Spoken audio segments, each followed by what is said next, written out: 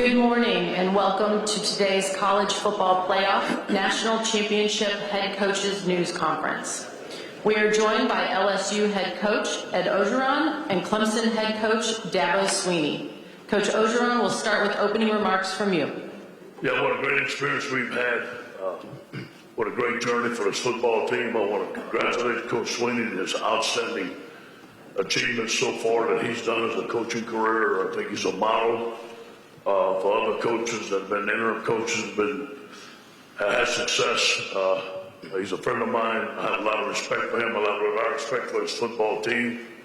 I want to thank the playoff system for having us here in the championship game. Y'all's has been great. It'll be a great game. Coach Swinney, when you're ready.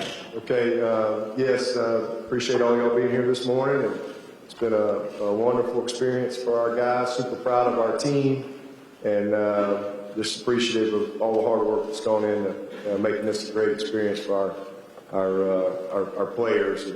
And New Orleans has been great. Looking forward to an awesome game tomorrow. Really amazing season that LSU has had. Coach O and the job that he's done, his staff, just incredible. And this is the way it should be. Two great teams that have worked extremely hard to get to this point, and to be able to have it culminate tomorrow night in front of the whole country and probably a lot of people across the world to watch a great college football game. It's just it's an awesome thing, a blessing to be a part of it. We'll now start our Q&A portion. Again, raise your hand, let us get you the mic. Please do give us your name and affiliation. We're going to start first right here on the right side of the... Jacques Doucet, WAFB-TV in Baton Rouge. Coach Orgeron, your team throughout the year, no matter the quote-unquote big game, there never seems to be any nerves or nervousness. When you go into a game like this, how are you approaching the psychology of, it's easy to say it's another game, but you're in a national championship. Yeah, we didn't talk about going to play for the national championship. We talked about we have to prepare to beat Clemson, one game at a time, just like we've done. We have trusted the process.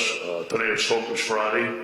The guys are getting excited. They're all getting antsy. I can feel it. I'm getting antsy too. But I think that we have to continue to work up through game time. They're going to make plays. We're going to make plays. We have to work for 60 minutes and focus on winning the game and not worry about all the other stuff. Block out the noise just like we did all year. Going to come over here to our right. Andrea Adelson with ESPN.com for Dabo. You've been asked a lot about the last decade of Clemson football. If there was one word you could use to describe it, what would it be and why? The last decade?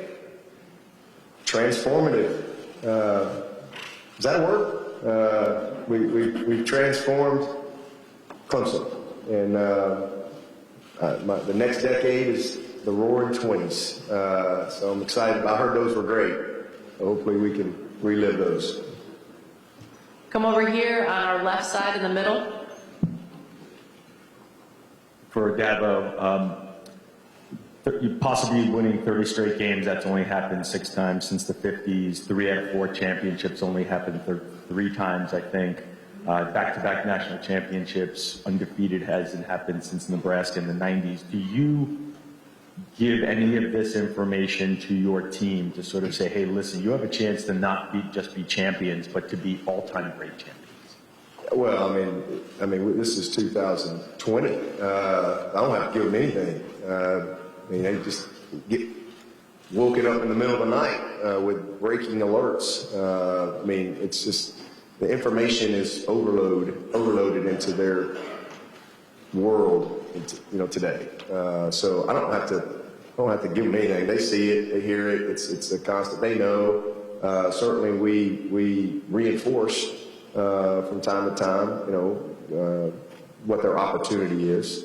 But it's not like we're giving them anything they don't know. They know. They're very well aware of what they've been able to achieve. And listen, regardless of what happens in the game tomorrow night, it's really been a historic run, and to win 2 out of the last 3 national championships is amazing. And I'm just super proud of all of our teams that have worked so hard to just be the best they can be. And that's really our goal. That's it. Sometimes you get beat, and our goal is to be the best we can be every single year. And you know, winning a national championship is a byproduct of that commitment. And so just thankful for all of our teams, and they're well aware of all the opportunity and all that stuff, but that's really not the focus. I think when you focus on that, you're focusing on the magnitude of the moment, and you lose the joy of the moment. And that's all we try to focus on. It's just being great where our feet are, and you know, just have some fun doing what we do to get ready. Go over here to our right in the middle section, halfway back. To both of you, similar question, Coach O, you've had a lot of reaction to your accent over the years. I know some of the players have impersonations and things like that. How important is the accent to you and what it represents? And Coach Swinney, I know that you present a certain way publicly. Your players say you're the exact same guy to them. How important is that authenticity to you? You know, being Cajun, I'm very proud of being Cajun. My grandparents didn't speak English, and my mother and father spoke Cajun French at the table, and then when they wanted to talk about me, they spoke Cajun French, so I learned Cajun French.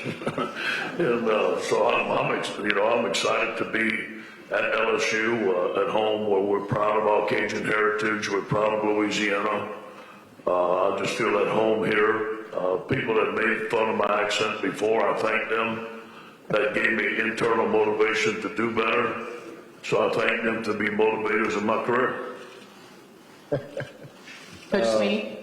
Well, I mean, it's ironic. I obviously grew up in Alabama, and sometimes meet people along the way, and they'd say, "And where do you get a name like Dabo?" And so sometimes I just didn't want to tell. I'd just say, "Well, I'm Cajun, D-A-B-E-A-U-X, Dabo." And I just, go on about my business. So I kind of feel at home here too. But anyway, I just think that you just got to be who you are. Somebody asked me a question yesterday. They said, and they were talking about Coach O and myself about, I guess how we handle ourselves or something. And I just, I don't know how to do I don't know how to be somebody else. All I know how to do is be myself. And if that's not good enough, it's not good enough. So I'm not really trying to be someone else. And I just think you have to just be genuine and be transparent. And if you just speak the truth, you don't have to remember what you say, and speak from the heart. And sometimes people don't like that, but at least you know it's the truth to you. So that's all that matters. And just, I think, again, just being genuine in everything that you do. And man, that's what I love about Coach O. And have for a long time, not just since he's been at LSU. I mean, he's one of the most genuine, passionate people that you see in this business. And it resonates, with his players. And so that's why he's been so successful. Come back over here to our left, right in the middle. Hey, Dabo, Will Vanderbilt, Clemson Insider. I want to ask you two questions. First, what's the status of Miles Pinkney? And then second, also want to ask you about Brad yesterday and what were you doing? Were you watching the game? And what did you say to Coach Brownell after their big win yesterday?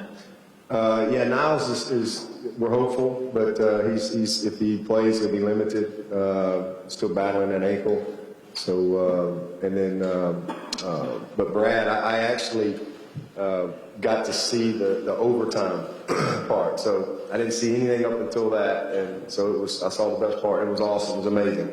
I mean, that's an amazing streak. And then I was with Dan Radakovich shortly after that, so it was pretty cool. But really just happy for Brad and his whole team. Texted Amir Sims right away and text back and forth with him last night. Just super proud of those guys. I mean, to be able to accomplish something that nobody's done. We're talking about 59 years, man. You'd think sooner or later somebody, somewhere along the way you win one. But it was pretty amazing. Long time coming, obviously, over 90 years, I guess. So special moment for Coach B and his team and for Clemson. Stay in the same area, right over here to our left. Coach, over to your left. Trevor Groves, whns-tv. I understand that you had to move practice to the Hilton Ballroom yesterday because of the weather while LSU was in the Palatial Saints indoor facility. Just curious how that affected your preparation, and we have any sort of a walkthrough today. Yeah, we might have had the best practice we've had all year. And we had the same opportunity to go to the Palatial Saints facility. It's not like, you know, it's just crazy how people put these narratives out there right away. We had the same exact opportunity to go there, but we were going to have to change our schedule and just didn't want to do that. And obviously the weather was nasty. So it was great. I mean, it's massive, and it was a Thursday practice for us, and our Thursday practices are kind of jog through anyway, and this was practice 9, day 10 in a row that we've been together, so it was even lighter than that, but it was a lot of fun. It was great energy. I mean, listen, I mean, both these teams are ready to play. I mean, you can only practice so much. So it was a great practice. It was a great day, and thankful that we had a really good facility. And again, we could have done the same exact thing. I just chose not to change our schedule up and stay on course. It's great.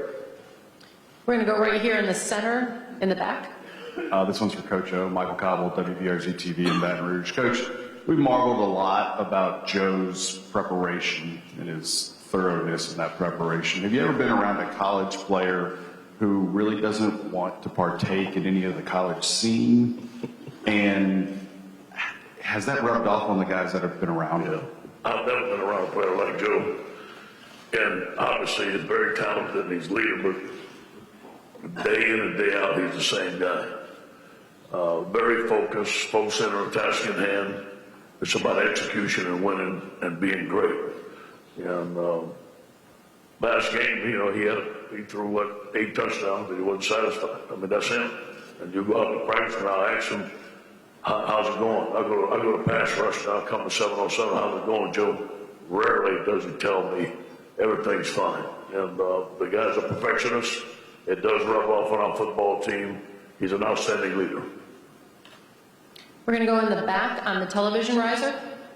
Coach O, Andrew played KATC in Lafayette. A lot of these kids obviously on your team wanted to play in the Superdome in high school, but even Grant Delpit said a really great story about how he moved away after Katrina. Do you find that the players are taking this game more personally because of the city it's in? I do believe that. I do believe, obviously, there's a lot of things that you can look at in this game for motivation. And the only motivation that we've used is to finish strong and focus on winning the game. But those external motivations are there. These guys have always wanted to play in the Dome. Grant is from New Orleans. His family was displaced in Katrina. All his family will be there. It will mean more to our guys that we're playing here in New Orleans for the championship, no question. Come right down here in the front, over on slightly to our right. This one's for Ed Orgeron, Brooks Sabina from The Advocate. Ed, 2 questions. One, could you update us on where Damian Lewis is at for you guys? Yeah. And the other, last night at the Eddie Robinson, your mentor Brian Kennedy mentioned him. What kind of moment did y'all have and the things that he might have said to you then? Yeah, well, Damian's ready to play. You know, Jack Marucci and Tommy Moffitt, those guys, Shelley, everybody down there, they do a tremendous job. I've never been around a training staff that gets guys back so fast. Last night, I accepted an award on behalf of our staff, very prestigious. I want to thank the Eddie Robinson family. I think it was really held in a first-class manner. What an honor to meet all those people, to meet his family. Brian Kennedy was a mentor of mine in Los Angeles, California. I think for 2 years straight, I called him at 6 o'clock every morning, and he answered the phone every morning. And he helped me out in my personal life. So I wanted him to be here yesterday for that event, and he's a lifelong friend. We're going to go all the way back in the back on our left. This is for both coaches, Dennis Dodd, CBS Sports, for both you guys. How do you define a dynasty in college football, and what's the earliest one that you guys remember? You got it, Coach. A dynasty? I guess a team that wins a lot. Only thing I can think of. The first one? Shoot. Dynasty. I mean, for me personally, I think about Coach Bryant. I can't help but think about Coach Bryant. I growing up in Alabama, and you know what he did in the '60s and the '70s, winning numerous national championships. And there's some debate. Probably could have won some more. I guess back in those days, you just kind of voted on them. I think some of those years you voted on before the bowl games. But anyway. I mean, certainly Alabama, and then what Coach Saban has done. I guess the definition is just doing something over and over and over, very, with an unbelievable consistency. Think about John Wooden. I know that's not football, but didn't he win 10 in a row? Think about the Bulls. So I don't know about all the football dynasties. I don't think there's been. It's just so hard to consistently for a period of time. Bobby Bowden at Florida State, 14 10-plus win seasons in a row. Oklahoma had they were pretty young, so pops into my head. Those are things for you guys to write about. I'll think about that right now. I have been a football. That's right. Yeah. We're going to go riser on our left. Shakir Is 15 out of arguing that you're all face a team as dominant that war in success has made you guys ready for this exact moment of tomorrow? Well, first of all, Brent Venables, I have a lot of respect for him. You watch their tape, they're in the right place at the right. He knows how to attack protections. They use that number 11 in great spots. You got to know where he's at all the time. But you know, the team that we played some pretty good defense. Our guys have done a good job. Obviously, with our offense, we have seen new defenses that we haven't practiced against, or sometimes we've seen defense. I think this game is going to adjustments made during the game. Clemson's had a lot of time to practice. We've had a lot of time to practice. Sometimes people, sometimes they don't. They may run the same stuff. We watched every play they run, but they watched every play we run. We prepare, but I think when it comes down to coaches making the proper calls, I think what we have with this year, more than any other team, that Joe can execute those plays, and we put playmakers and let them play. Come right down here, the center aisle in the back. Gene, the Charleston Post and Courier. Dabo, this is the last Tony Elliott and Jeff Scott. What have they meant to you since you were their position coach up until now? I mean, I'm 17 years, so really way he played for me. He was a GA for me, or not a GA, but a captain for me. It was his senior year; he just finished, and then so I kind of tutored and mentored him years as he was getting into the business, and then he became a GA. And then when I was, I right away, and that was just my experience that I've had with him, working with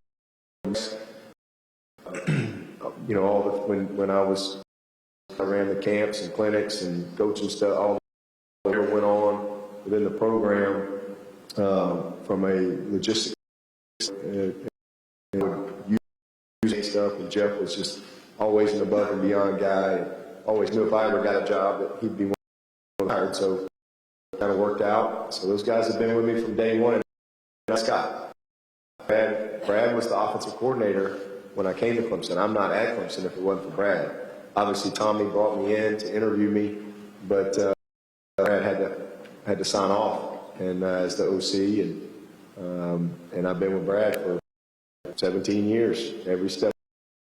So those guys have been great. But Tony and Jeff, watched them grow and develop, and then back in 2000, when we had an opening, I was able to, just promote.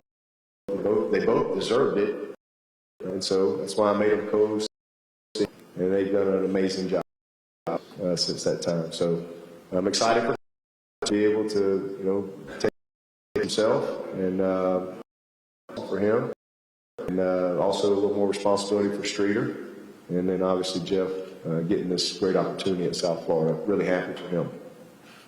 We're going to slide over to the other column. Coach Swinney, when you played Chick-fil-A Bowl 2012, Brent Venables, your defensive coordinator, joked that the trick play was a play action. Can you talk about just how much LSU has changed offensively since? Take some humor in that. Yeah, well, if I remember correctly, they threw 2 passes on that last series. So gate, first down, and then they had back-to-back play actions. Incomplete on one, and we batted one down. And chance because I was able to save timeouts, and it gave us a chance to get the ball back and win the game. Ironic. But, listen, what I remember about that is that's as talented a team, especially defensively, that I've ever been around. I think the entire 2 deep and maybe even 3 deep went to the NFL. We were very fortunate to win that game. We just missed enough plays. Our best player got hurt in the second game. But what they're doing offensively now is obviously way. But they were a football team, and they still are. But yet now they distributing the ball to so many different guys. Everybody touches the ball, and it's made them exciting. You can see they play with great confidence and energy, and then this quarterback is special. Go back over to the center. Coach O, I've heard Clemson's answers about long delay until years ahead. Is this the right amount of time? Do you feel the preparation was needed?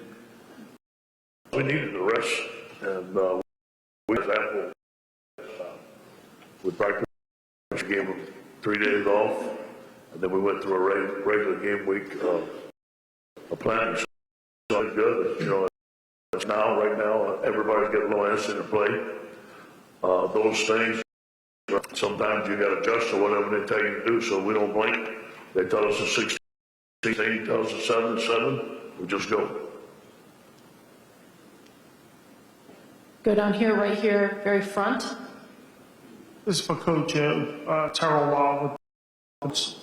Can you touch on the importance of Michael Divinity's return to the defense and also Miles Brennan's status for the ball? It's going to help us, especially in pass rush situations.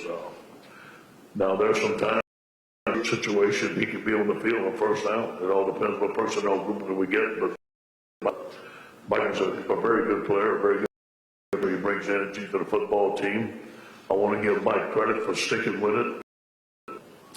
He had to take a couple of games off. He had the opportunity. He could have left and get ready for the NFL. He didn't. He practiced with the team every day. He did the thing he's supposed to in the championship game. Miles Brennan is fine, ready to go. Come right down here on our right, third row. Ed, I'm the advocate. Christian Fulton talked about this focus gets put on Derek Stingley. Is that in some ways a compliment to the way Christian has played this season? I do believe. And they watch film and the receivers, man, those receivers are a challenge. Obviously, we feel that Derek is a phenomenal story. Christian, a great story. His family's right here from New Orleans. He competed. He was suspended. Could not play. Fought to get. He came to practice every day. His suspension was let go, and he could. And what a great story! Now he's playing right in school, right here in New Orleans. So great story, Christian, outstanding player. All the way over to our right. Martello, the Associated Press. Ed, could you reflect on Michael Divinity's decision, specifically knowing that he may never play another game? nonetheless, you made it this far. And I would also love these comments on a player's decision to do something like that.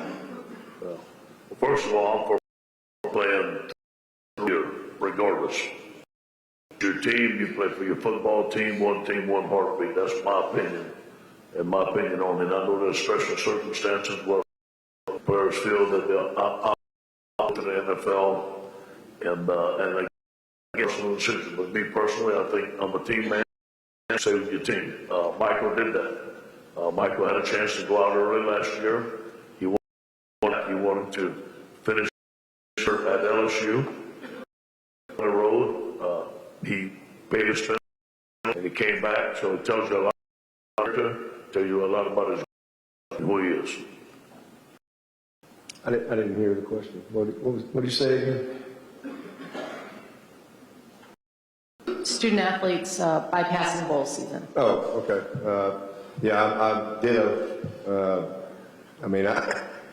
I grew up in college football. I've been in college football since 1988, and I know there's a different world, and everybody makes their own decisions. That means somebody's right or wrong, but I agree. I think that me personally, I think it's team. You finish. In the center. I don't know if I started the block out the noise mantra, but some personal hurdles and obstacles to overcome in your life, reference your faith, and Kelly is getting you through those. Is that something that you kind of always had about you? Or did the block out the noise mantra even leak into your personal life? No, I think that, the beginning of my career, I had to block out the negative noise. And there was a lot of negative noise. I couldn't let it affect me. And there was no way I would.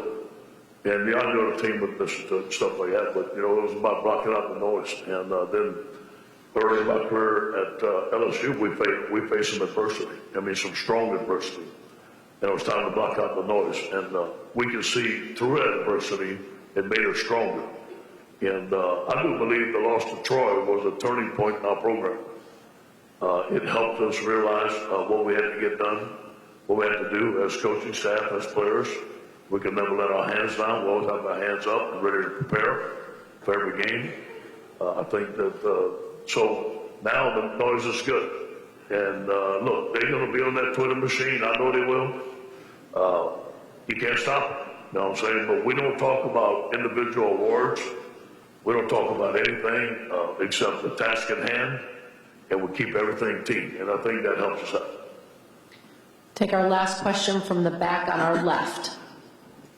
Coach O. Ed Daniels, WGNO New Orleans. I wonder over the last few weeks or few months if you have reflected on when you were at Mandeville High School in your sabbatical, watching your son practice, and then all of a sudden, you're here right now, kind of what that's... Well, now that you mention it, I haven't. I really have been focusing on the game plan and the monumental task we have on tomorrow night and giving everything to the football team. But you know what? It was a good time. I got with USC. I realize now it's for a reason. It was to come home. I got to spend a whole year. I'd never seen my kids play. I went to every practice, every game, cooked a lot of food in the backyard, had a blast. And then I was very fortunate that Coach Miles hired me. I wanted to come back to Louisiana. I wanted to be at LSU. And Coach Miles hired me for that. I'm forever grateful. Okay, we will now move into our photography section. If you guys could stand on either side of the trophy. Give us 1 minute to get the tables slid out. As again, a reminder, if we could keep our still photographers on the ground. We'll take a quick minute here for the E&Gs in the back. Gentlemen, step on up to the trophy, please. We're going to start on the riser in the back. Our E&Gs, again, our still photographers, please stay down, let them get a minute.